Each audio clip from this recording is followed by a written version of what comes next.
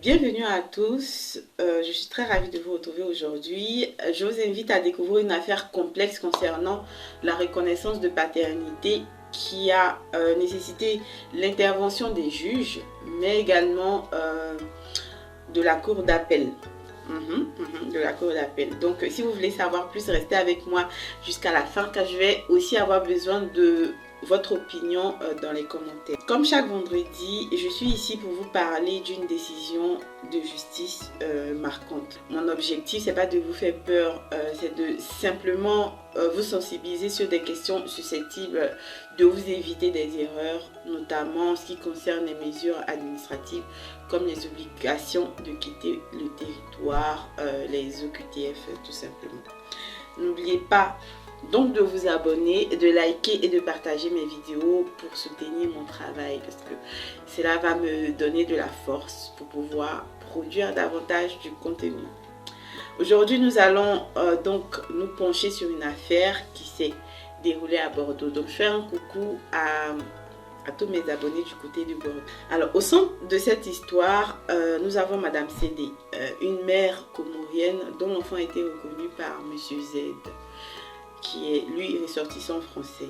Et dans le cadre de sa demande de régularisation, elle a sollicité du préfet de Lot-et-Garonne une carte nationale d'identité et un passeport pour son enfant, c'est-à-dire pour sa fille. Parce qu'en tant que mère française, mère sans papier, pardon, ces documents lui étaient nécessaires pour sa demande de régularisation. Sauf que le préfet a rejeté cette demande, avançant que la reconnaissance de paternité était suspecte et potentiellement frauduleuse. Donc, suite à ce refus, Madame Cédé a porté l'affaire devant le tribunal administratif de Bordeaux et ce dernier a annulé la décision du préfet et lui a ordonné de délivrer la carte d'identité et le passeport français de la petite dans un délai de 2 mois. Bon, cela aurait pu s'arrêter là, mais le ministre de l'Intérieur a décidé de faire appel de cette décision parce que selon lui, il existe des preuves qui suggèrent une reconnaissance de paternité frauduleuse et donc des doutes sérieux quant à la nationalité française de la petite fille. Il a souligné également que la mère de l'enfant qui vit en situation irrégulière en France depuis 2015 et que la nationalité française de son enfant pourrait donner accès à un titre de séjour. Pour lui, la femme, elle a fait la reconnaissance pour pouvoir avoir un titre de séjour. Donc le ministre a également relevé que la demande de documents d'identité avait été faite très rapidement, seulement 5 mois après la date de naissance de l'enfant. De plus, il a mentionné que la reconnaissance était intervenue 4 jours après la naissance, et que Monsieur Z, c'est-à-dire celui qui a reconnu, avait également reconnu 6 autres enfants, ce qui donc a suscité des interrogations. Dites-moi ce que vous pensez en commentaire d'avoir terminé. Une autre difficulté qu'il a soulevé, c'est-à-dire que le ministre a soulevé, c'était l'écart d'âge important entre Madame Cédé et Madame Z. Si vous voulez, entre les deux, il y avait 23 ans de différence. Aussi, la durée de leur relation était floue. Donc, voilà. Ce manque de détails, couplé donc à l'absence de vie commune entre les deux, a renforcé les doutes du ministre de l'Intérieur. Et puis encore, M. Z n'a pas fourni de preuves tangibles concernant son implication dans l'éducation de l'enfant. Il s'est seulement contenté de prouver quelques factures, voilà, quelques factures pour l'achat de matériel du bébé.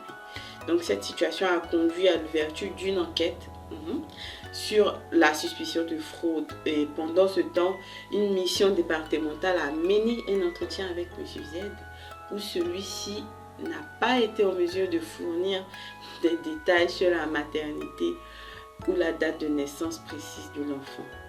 De plus, il a admis ne pas connaître le numéro de téléphone de Madame Cédé. Franchement, ça, j'ai été choquée quand j'ai lu la décision. Donc, il a semblé évident qu'il n'avait pas de preuves nécessaires pour montrer qu'il participait activement à l'éducation de l'enfant, chose qui était essentielle lors de la reconnaissance de paternité. Donc, pour justifier une telle reconnaissance, il doit démontrer non seulement son engagement, mais aussi fournir des éléments concrets comme des virements à la mère ou des factures d'achat. En tout cas, beaucoup de factures d'achat de matériel pour l'enfant. Surtout qu'elle est bébé, on va parler des couches, du lait et tout. Donc face à tous ces éléments, la Cour administrative d'appel a conclu que le ministre de l'Intérieur avait raison de contester la décision au tribunal administratif de Bordeaux. Donc, en conséquence, elle a annulé cette décision, voilà, rendant ainsi valide le refus initial du préfet de délivrer les documents demandés par Madame CD. Alors, pourquoi je vous raconte cette histoire? Parce qu'elle soulève de nombreuses questions. À mon sens, elle soulève de nombreuses questions concernant le statut de la maternité et de la paternité, ainsi que la vigilance nécessaire des autorités face aux potentielles fraudes administratives. Faites attention, parce que la reconnaissance de paternité, c'est un acte vital, c'est aussi important pour la mère lorsqu'elle est sans papier, mais elle doit s'accompagner de preuves solides pour être valide. Voilà, donc faites beaucoup attention à cela quand vous reconnaissez un enfant. Voilà. Dites-moi ce que vous en pensez, je serais ravie de lire vos commentaires à ce sujet. Si vous n'êtes pas encore abonné à ma chaîne, je vous encourage à le faire pour ne pas rater mes prochaines histoires que je partagerai ici sur ma chaîne. Rendez-vous vendredi prochain pour une nouvelle affaire tout aussi captivante que croustillante. En attendant, prenez soin de vous et à très bientôt. Au revoir.